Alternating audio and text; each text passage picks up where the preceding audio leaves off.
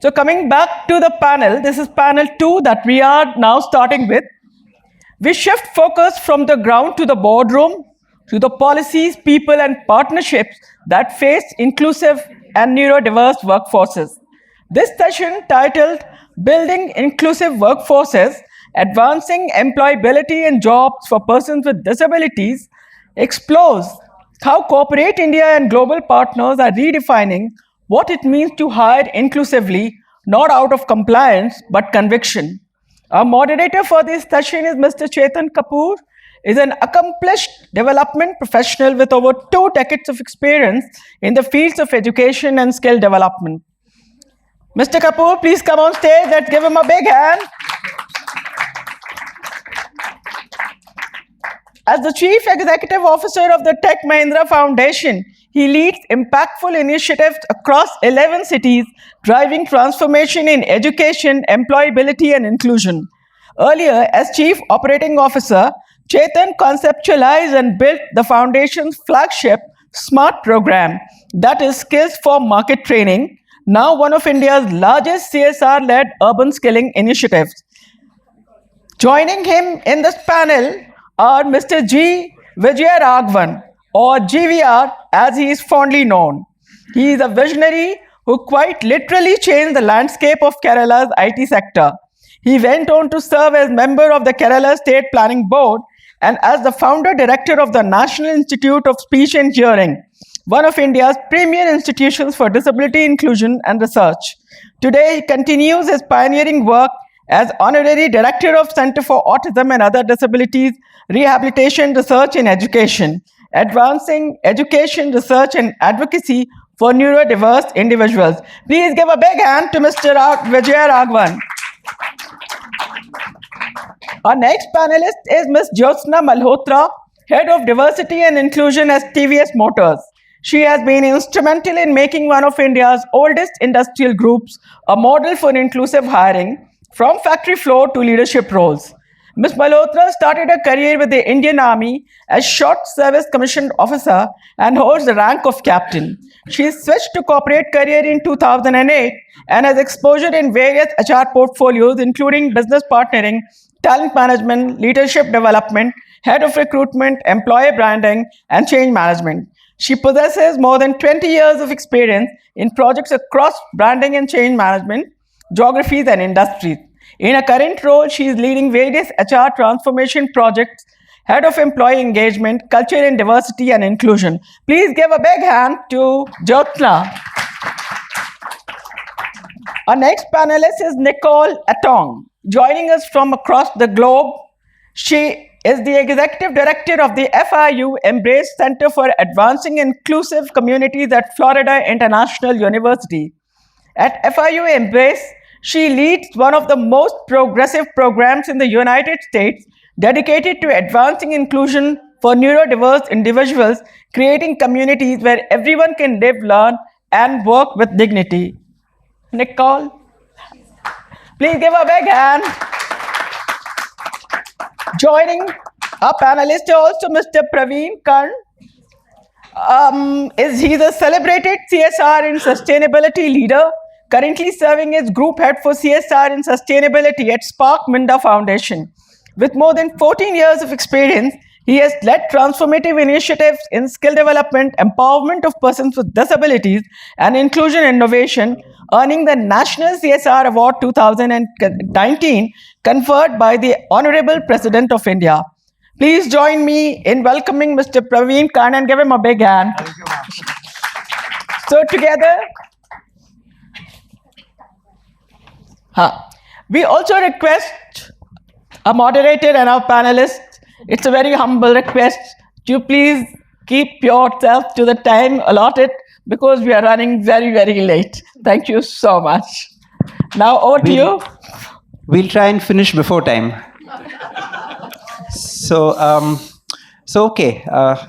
First of all, thank you so much, the entire Zero Project team and Youth for Jobs, for having me moderate this panel, which I'm really honored to, and to have with me some illustrious panelists who are going to shed light on this very important topic about inclusive workplaces.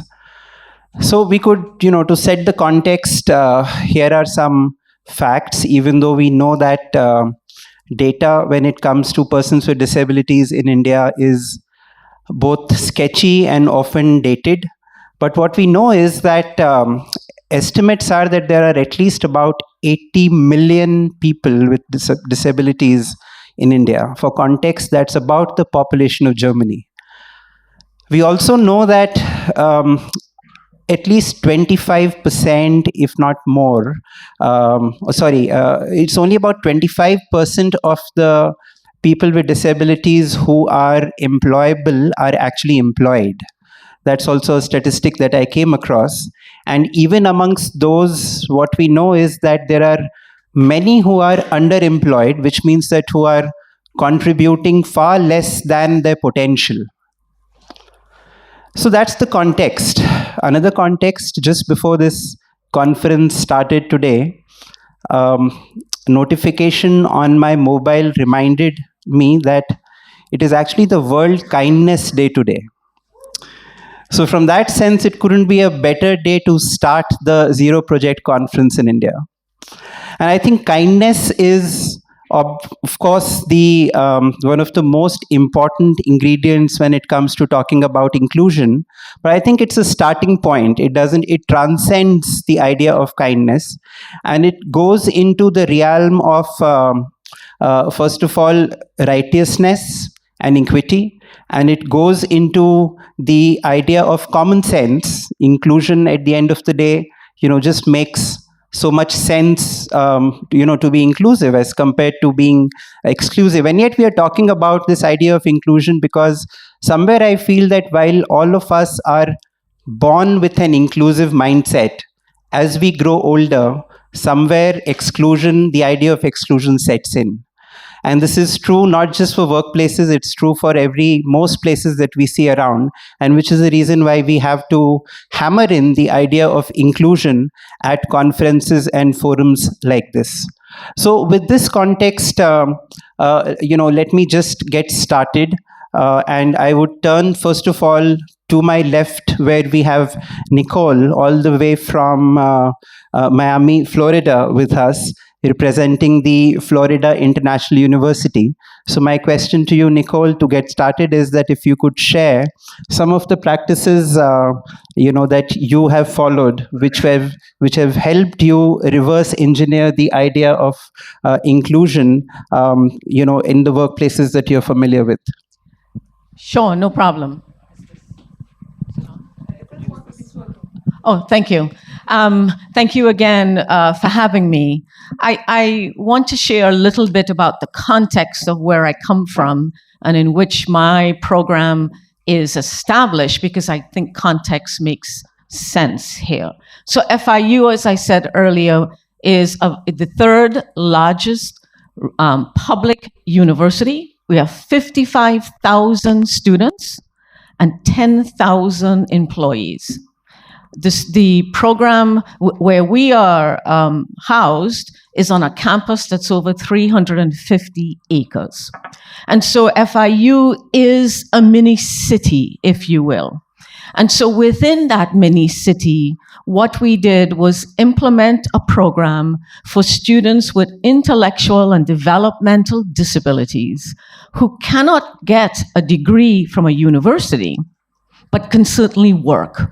And so we use this city of FIU, where students learn independent skills, so things like soft skills for jobs, certainly budgeting, money management, how to cook. But on the other end, what I did was reach out to employers to find out what job would they hire my students in. I had them create job descriptions. And then I took that back to each of their respective colleges for them to develop a micro-credential, which is actually a certification that the school itself, that the university issues to the student after passing a certain number of tests or exams, or even demonstrating skills. So we have about, as you say, reverse engineer, we have about 10 areas of study, right? Our biggest area of study is in culinary. So we have baristas and sous chef, and the students are getting certified. And we also offer them opportunities to work on campus to help build their resume. And when they are ready to graduate, they cross the stage with every student with a degree, as any other student, because that is what an inclusive organization does. That's what our entity does. And after that, we help them find a job in their area of study.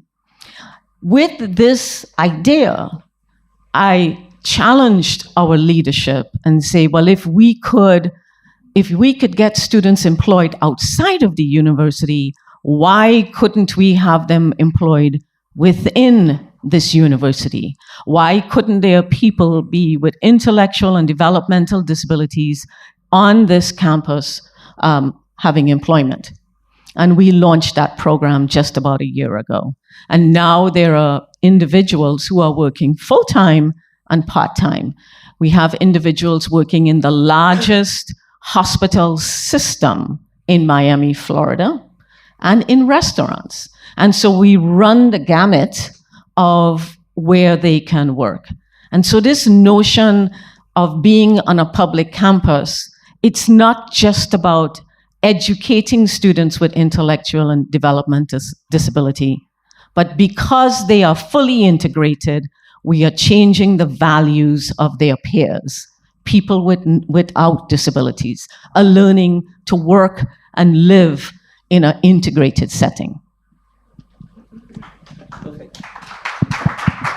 Thank you. Thanks a lot, Nicole. I think what you just told us is that if you take some very concerted efforts, and if you have the purity of intent, which I always believe is one of the most important things here, what you've just outlined is for us is that, if you have some very concrete measures in place, and if you're able to do the matchmaking well, which person with disability can do what, to his or her most potential, then the solution is actually not as difficult as it seems to be from the outside.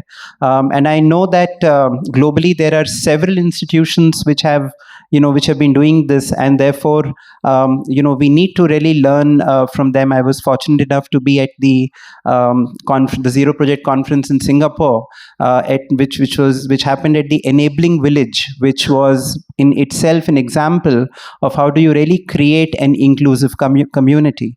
So in India as well, I think we now have a growing tribe of inclusionists, if I can call us.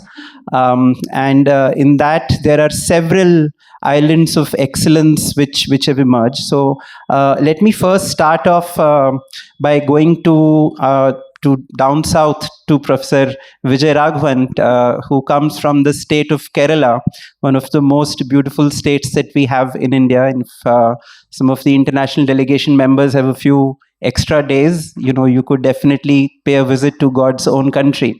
Dr. Vijay Raghavan can tell us a little more about what he's managed to do at CADR, which is the organization that you've built. Thank you very much. And I'm sure the Minister of Tourism will be very happy with your statement. I don't know whether my presentation is there, but otherwise I'll just go ahead anyway.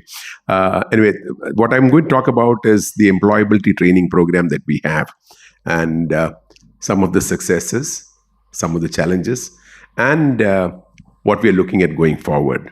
Basically, for this we are talking of building an inclusive workforce, advancing employability and jobs for persons with disabilities is what we're looking at.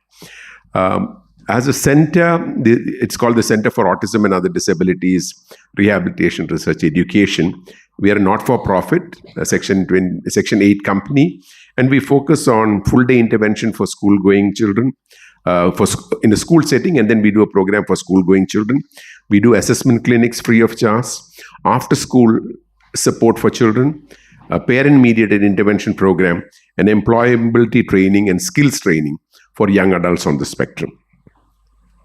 On the program for the employability training and skills, one, it's free of cost. So there is no cost to it. It is supported.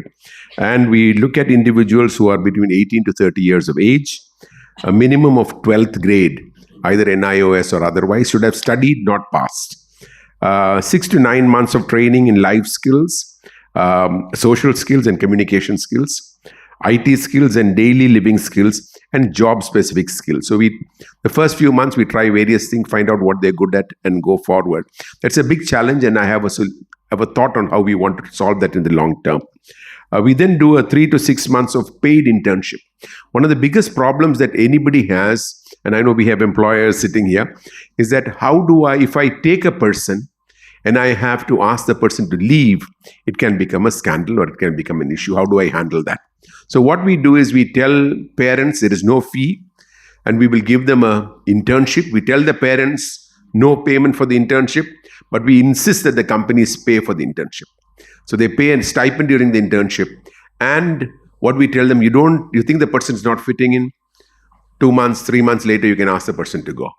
Or you can say we do one more 3-month internship, one more 3 more months internship, but not more than 12 months of internship. But they pay during that time. And we try to ensure that the payment is enough for them to live independently to some extent. What we then do is basically, so far we've had 32 trainees, not a big number. And after hearing your numbers in the Florida International University, I didn't know whether I should talk of numbers, but we need to talk numbers, okay? Because otherwise it's difficult. And of them, 6 are still undergoing training now. We've been able to place 11 of them, okay? When you look at it, ratio-wise, it's okay. But somebody who was funding us initially for that said, it is not making an impact. We are not able to impact lives. So I said, I know, but the thing is, you go to a school and you can give for 5 lakh rupees, you can probably give 100 rupees to 500 children, okay? 5,000 children. But here, you spend 5 lakhs rupees for a person for a year. That is a cost that is there for training people on, especially those who are on the spectrum. Now on this, I'll just talk of quick success stories. I'll start with one where we have employed a person directly in our own center, Malavika.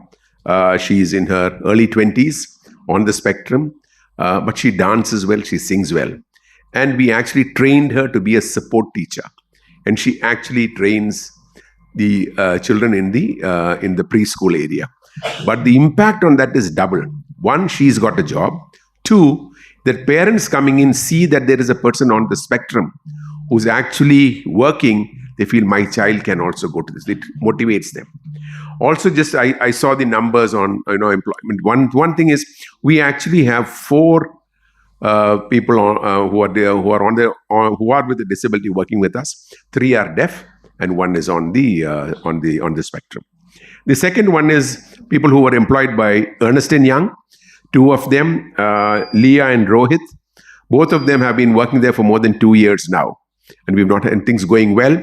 But the success for that was the senior management at EY deciding that they want to get into this program.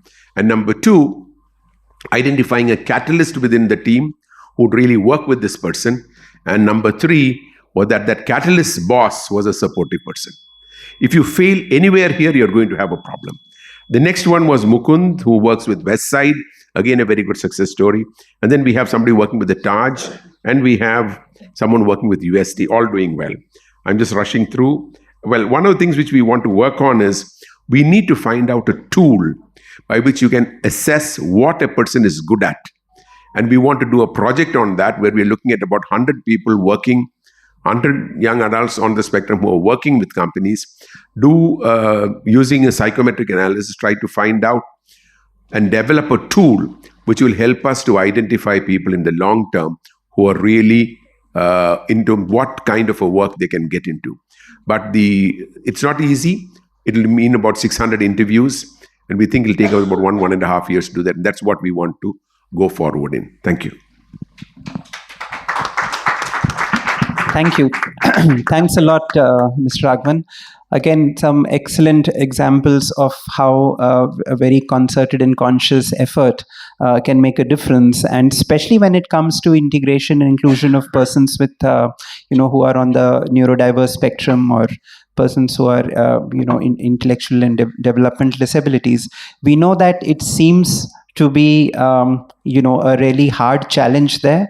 But we've also now have several examples. We have the Lemon Tree hotels, for example, not far from here, where we know that a large number of people on their workforce are persons with Down syndrome and autism. So we know that there are so many examples now that have made this possible. Even in our work at Tech Mahindra Foundation, where we've been working with some of the finest organizations in the country, including Youth for Jobs, of course, we've had an association. And I see Dipendra Minocha ji here, who we worked several years ago. So we have these examples in these institutions which have done a lot of work, and which, through a more collaborative and sharing environment, I'm sure some of the tools that you're looking for example, Mr. Raghavan, which will help assess and evaluate, are out there. It's just a question of, how do we get them to you? So from that point, we move to Jyotsna, who's right here. She's from TVS Motors, which is one of the largest auto companies in India. So Jyotsna, it's the same question to you. What are some of the steps that you've taken in your company to make the workplace more inclusive? What examples can you share? And I know you have a presentation for us. Yeah, thanks, Chetan. And I need support. I have lots of numbers to show and a lot of initiatives that need screen. I'll request to please move ahead.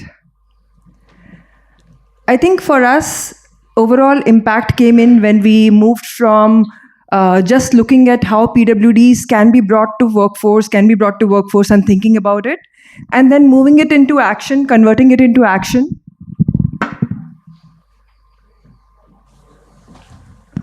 By imbibing it as part of the vision and mission of the organization.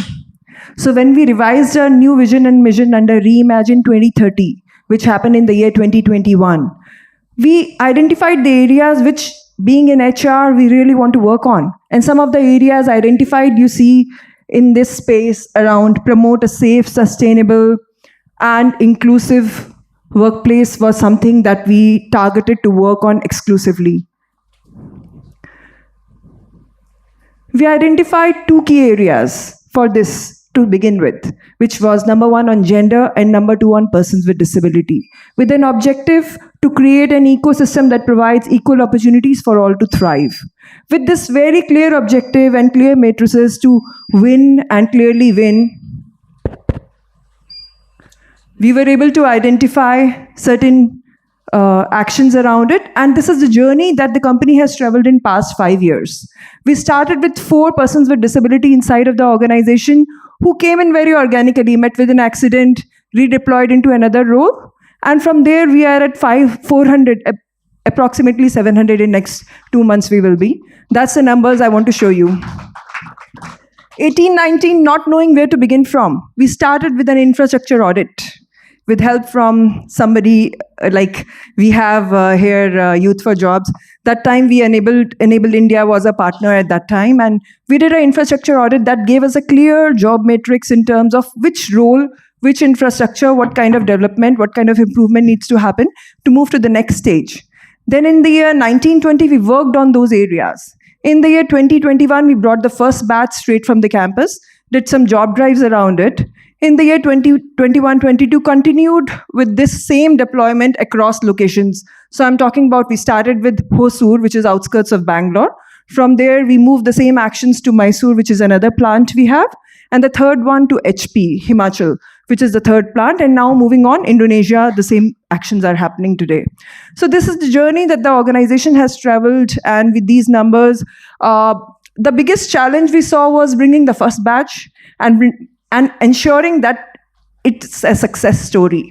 It was a challenge, yes, but moving forward, sensitization, hand-holding with managers, one-on-one interactions helped. And the best part was managers became opened because they saw it as a business imperative. In future slides, you'll be able to see that. An example of the job setting and accessibility matrix you see on screen. We looked at what are the green areas for a quick win, what are the yellow areas where we need to work on, and what are the third red areas which need to be worked on very specifically in phase 3. We moved ahead with the phase 1, with the clear green areas around hearing impaired and speech impaired disability, and parallelly continue to work on other areas to ensure that we are able to bring different kind of disabilities also on board. Today we have 8 kind of disability people inside of the organization. Some of the actions and partners you see below: hiring partners, colleges, institutions, ecosystem building, infra, etc. Some of the highlights. So out of this close to 500 people, we have close to 300 plus who are speech and hearing disabled. Signable became a partner, which were able to allow us to have kiosks which were deployed in the factory locations, which allowed immediate interaction between the manager and the hearing impaired person to ensure that there's a continuous communication and work goes on. First batch of graduate engineers, which was a big success because white collar persons with disability is a big challenge for us. We realized that it cannot happen just like that. Job drives were not successful. Various other collaborations were not successful. So we worked closely with our talent acquisition team, who partners with campuses. We went to these campuses, and these are all tier 1 universities of India, IITs and IIMs, where persons with disability are actually studying. We identified them, we interviewed them and brought on board. Today we have second batch of these PWDs in white collar. Overall 50 PWDs white collar who will grow inside of the organization, join as graduate engineers, and will continue to go with the same track as anybody else. Role mapping for persons with disability you've seen in the previous slides, and some of the actions at the below you can see DI focused hiring practices. What you see on the right hand side, upskilling framework that we developed. So we brought them on board who were majority diploma holders, but they needed to succeed to sustain this, because we had a clear matrix from 1% to 2% to 3% to 5% is the futuristic what we are looking at. How to make it happen wouldn't happen automatically. So 3 kind of education levels, how those education levels could be upskilled inside of the organization or with various partnerships is a work under the policy called Incluverse. So Incluverse is the tagline we use for everything we do around diversity and inclusion. Inclusive universe is the theme around it. And under this policy, today, batch 1, close to 5-6 of them have actually translated into white-collar permanent employees of the organization. Sign language is a continuous continuous thing we do. Close to 30 employees inside of the organization have got trained on sign language, and they support their teams to ensure that there's a continuous communication that happens even if digital kiosks are not there. Some stats on screen. We see it as a business imperative because persons with disability working on assembly line, we see 20% lesser defects. We see 2% lesser absenteeism, and it's a clear win-win for us. And moving forward, we want to become 5% in the following year. That's it from my side. Thank you.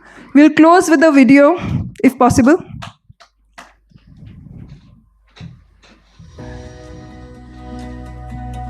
Sometimes, different points of view can help us find the right answers. When we work together and bring in a mix of backgrounds, ideas, and experiences, we discover things we might have otherwise missed if everyone thinks the same. Our culture embraces and provides an environment where every perspective is welcomed, valued, and respected. We at TVS Motor believe that by including a variety of perspectives, we can come up with better, more flexible solutions that last. Welcome to our world. Welcome to Incluverse, where together we reimagine mobility solutions, where inclusion lies at the core of our vision and mission, where each one of us is a solutionist. मैं हूँ समाधानवादी. I'm a solutionist. నేను పరిష్కారవాదిని. Building new age mobility solutions needs a workforce that looks ahead to future trends and growth, aiming for results that can grow and last. When people have the freedom to think for themselves, it inspires them to come up with fresh ideas and go beyond what's expected. By fostering an inclusive environment where everyone is empowered to contribute equally, we harness the full range of talent and perspectives the diverse workforce brings to the table.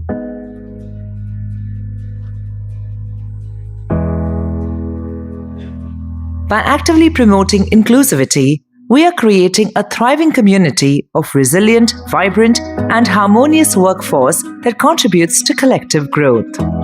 Creating a world of solutionists who solve problems with the freedom to think and act. We are a team of solutionists. This is our Incluvers. ഞാൻ ഒരു പരിഹാരവാദിയാണ്. मैं हूँ समाधानवादी. मैं एक हलवादी हाँ.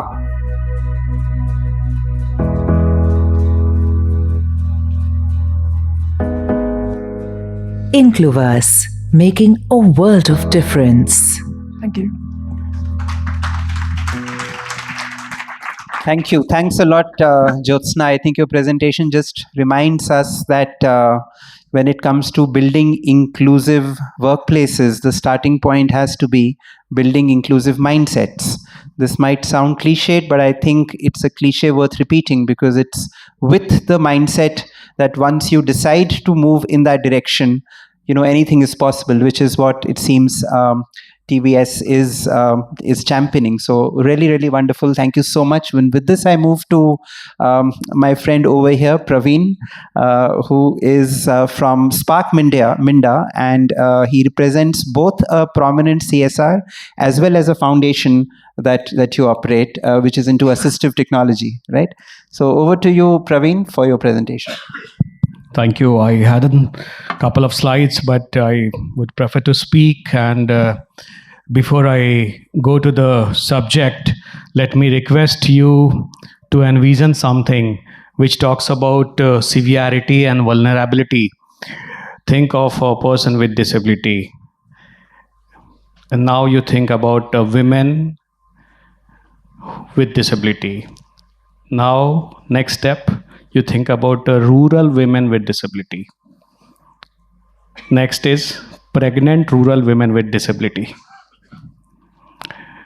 Think about the disability card inaccessibility issues of that rural pregnant women with disability. Think about the insurance of the women, rural women who is pregnant with disability.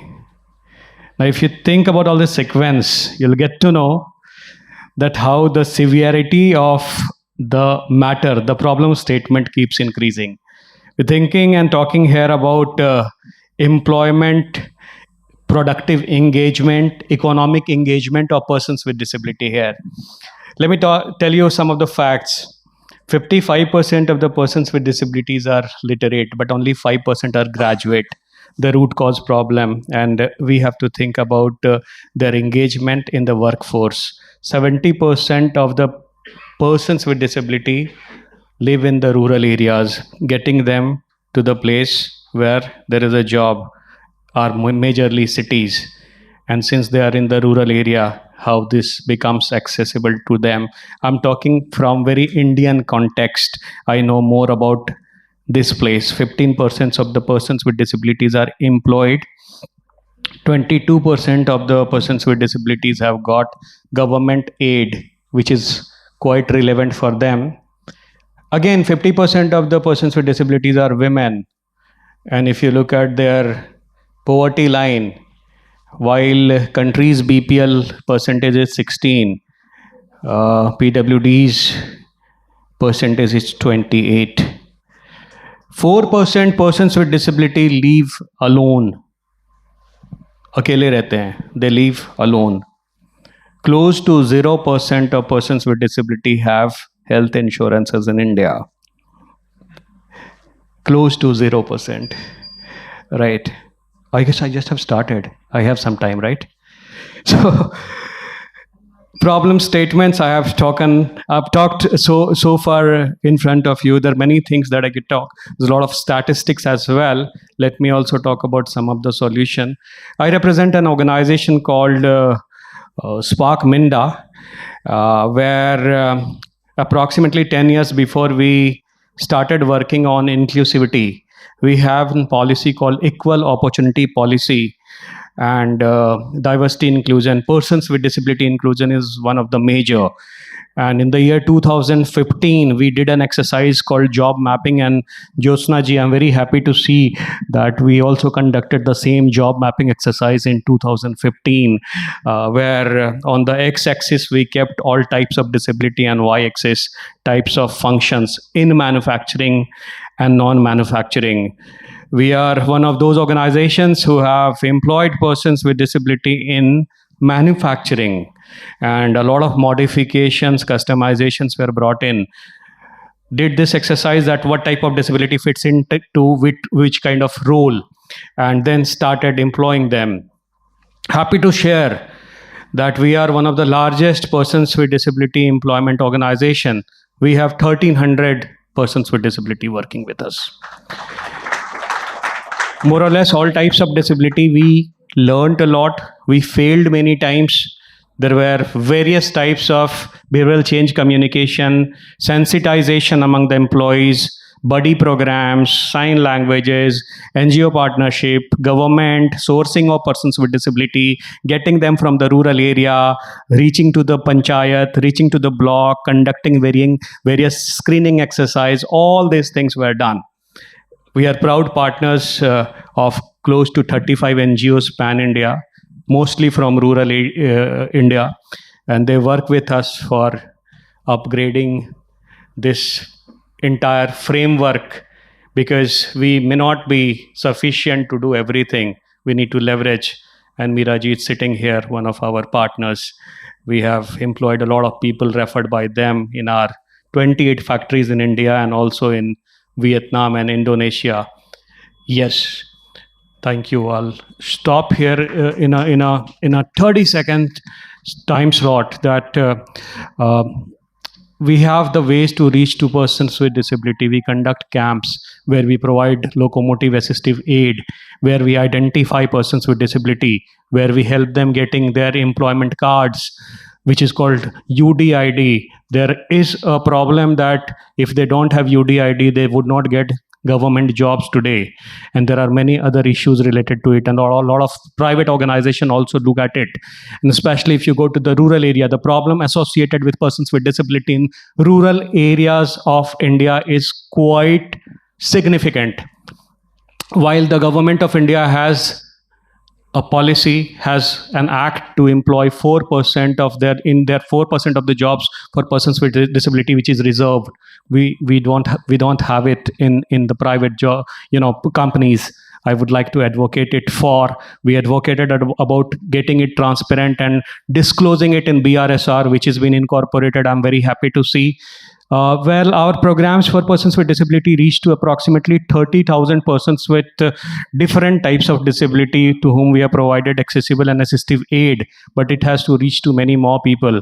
And if you really look at the severity of them, there are many questions which are yet we are not able to answer. Jyotsna ji, in Hosur also we have a lot of persons, and I'd very happily like to invite you and see what are we doing. You are our proud esteemed customer also, and we have learned a lot of things from you. So it's going to be collaborative. It's going to be very, very collaborative, which will be solution. The government, the corporate, private panchayat, and there are many global frameworks that we're talking here. Thank you to Zero Project that brings in this narrative of inclusion. Thank you very much. I stop here. Thank you. Thanks a lot, Praveen. And I think 1,300 plus people working is really phenomenal. So congratulations on that.